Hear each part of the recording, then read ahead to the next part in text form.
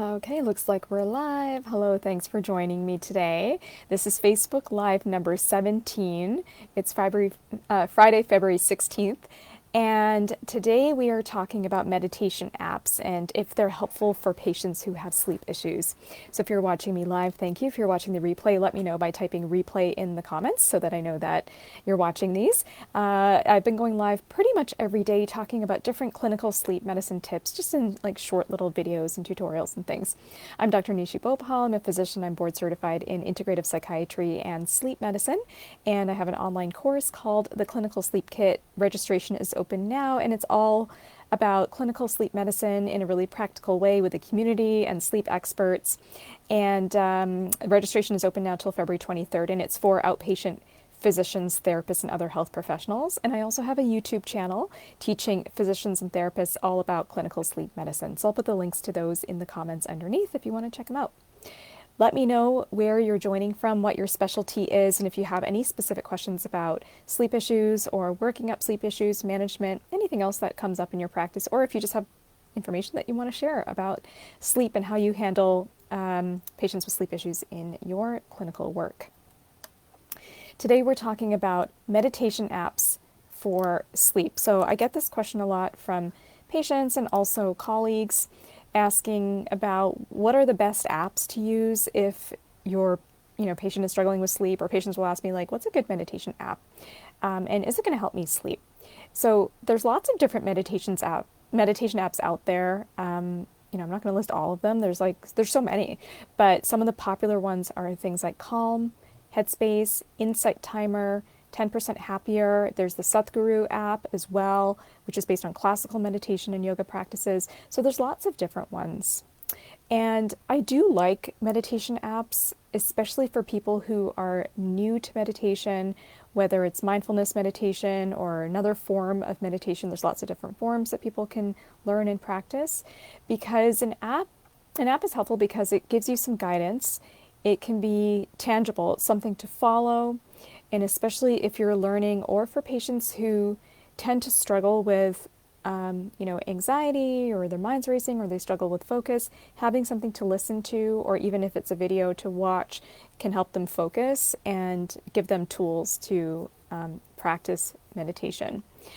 So, and there's also different styles. So that's the nice thing about an app, is that you can try different ones. Like Insight Timer has thousands of different types of meditations. They've got different teachers on there, different kinds of topics that they cover.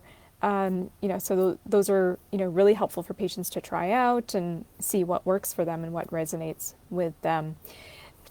I do encourage everyone really to meditate, or to learn some form of meditation. It's, free to do. Some apps you have to pay for, of course, and meditation programs you pay for, but once you learn the skill, you can use it anytime. It's with you always. And meditation is shown to reduce stress. It's shown to reduce blood pressure. It can help with anxiety as well. And in terms of sleep, there was a meta-analysis, systematic review and meta-analysis from 2019. And in this study, they were looking specifically at mindfulness meditation on sleep quality. And what they found is that mindfulness-based meditation practices, whether it's like MBCT, which is a mindfulness-based cancer program, or MBSR, which is mindfulness-based stress reduction. These mindfulness-based protocols can be as effective as CBT-i, which is cognitive behavioral therapy for insomnia, which is the first-line gold standard treatment for insomnia. So these mindfulness programs can be as effective as CBT-i. CBT-i works in about 80%-ish of people, but there's still people where they don't really benefit from it. So, what do we offer them? Do we go to medications? Maybe sometimes medications can be helpful, but it's not, always the best option. So there are other things like meditation and mindfulness practices. And in this systematic review and meta-analysis, they found that these mindfulness practices have durable, lasting results. In some of the studies, they looked at people 5 months later or 12 months later. And so even a year later, people still had benefits from the practices on their sleep. And those benefits, I'm guessing, I'm just kind of saying anecdotally based on what I know. I don't know if there's research on this, but I'm guessing that sleep maybe even improved over time. If there's any studies on that, please let me know in the comments. At the Harvard Medical School, there is the Sadhguru Center for a Conscious Planet. Sadhguru is a yogi who teaches different meditation practices, and those are the practices that I personally do. I've been doing those meditation practices for over a decade now. So at the Sadhguru Center at the Harvard Medical School, they are studying the impacts of different types of meditation on health issues, including sleep. And they have some preliminary data showing that regular meditation practices can reduce the need for sleep. Like it can reduce how much sleep a person actually needs, which is really interesting. And in fact, studies on monks who live in monasteries or ashrams have shown that they have a reduced need for sleep. So even with less sleep, they still have, intact cognitive health and other health parameters. So why is that? I think this is yet to be understood, but maybe people are getting better quality sleep. Maybe their sleep is more consolidated. So it's really exciting to see some of the studies coming out on this. So I'll be really curious to take a look at those results as they come out. Anecdotally, like I mentioned, I've been doing these meditation practices for over a decade. Anecdotally, I have also found that to be the case. When I'm doing my meditation practices regularly, I do find that I need a little bit less sleep to get by. Not drastically. I know that some people that have been doing these practices for a long time, they've told me they need a lot less sleep. That hasn't been the case for me personally. Like I need a little bit less, but I do find that it's very beneficial. Okay, so if your patient is asking you, should I use these meditation apps to help me sleep? I do encourage them to give them a try. If they're interested, yeah, try them out. See how they feel. See how it impacts you, how you go through your day. See how it impacts your ability to focus or your anxiety levels. But there's a caveat. We don't want to be doing a meditation app or meditation practice to force yourself to relax or to force yourself to be able to get better sleep, because that is going to have the opposite effect. So if you're trying to force yourself into a state of relaxation or to fall asleep, it is going to actually activate the sympathetic nervous system. It's going to make people more stressed and more anxious because you're trying to force something to happen that is not forcible, right? So what I tell patients, it's like if you're surfing and you're forcing a wave to come, or you're forcing yourself to surf when there's no waves, it is not going to work, and it's going to make you more frustrated, and you're going to fall off your board, and it's just not going to work. So that's the opposite of what we want to happen. What we want is to invoke the parasympathetic rest and digest aspect of the nervous system. So meditation is a tool to do that. What I tell every patient is that good sleep starts during the day.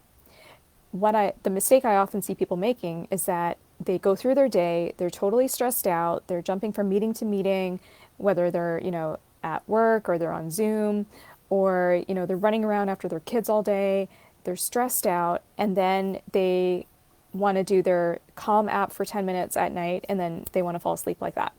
And it just doesn't work like that. Good sleep starts during the day. So it's the things that we do first thing in the morning that are going to set us up for that night's sleep. So what I do recommend to patients is that if you're going to try one of these apps, try it during the day. Don't try it at night with this expectation that it's going to make you feel relaxed, because oftentimes when people do that, they do the app and then they feel stressed out that I'm not relaxed. Like, this didn't work for me. I tried Headspace, or I tried this, and I'm still awake, and now I feel even worse because now I feel like something's wrong with me because this meditation app isn't working, right? So that's not a loop that we want to get into. It's really counterproductive. So I encourage patients to try the app during the day, find a checkpoint, and then give it some time. Do it without any expectation. Just try it, and then just see, and then do it consistently every day. Maybe set a goal for yourself that you'll do it for 5 minutes a day or 10 minutes a day. If that feels like too much, start with 2 minutes a day. So start with whatever is feasible and feels manageable without being stressful or feeling like an assignment, and then give it a few weeks and just see how it goes. I also recommend to people to introduce meditative moments into their day. So this could be moments where maybe you're washing the dishes and you're just noticing the sensations, the temperature of the water, the scent of the soap, the texture of the sponge, like those kinds of things. So just bringing that meditative moment in with things that you're already doing. Maybe when you're walking your dog, just noticing the scenery around you or how your feet feel on the ground. Maybe it's when you're playing with your kids. Maybe it's if you're in a meeting at work, you're just sitting and you're just noticing your breath as you're sitting in this meeting. Or maybe when you're speaking to someone, you're speaking with more intention. Maybe you slow down when you're speaking. So these kinds of things, you can bring in these meditative moments. And the goal here is to shift from thinking about meditation as something that you do, like, oh, I did my meditation or I did my practice, to it becoming a state of being. It sort of infuses just how you are.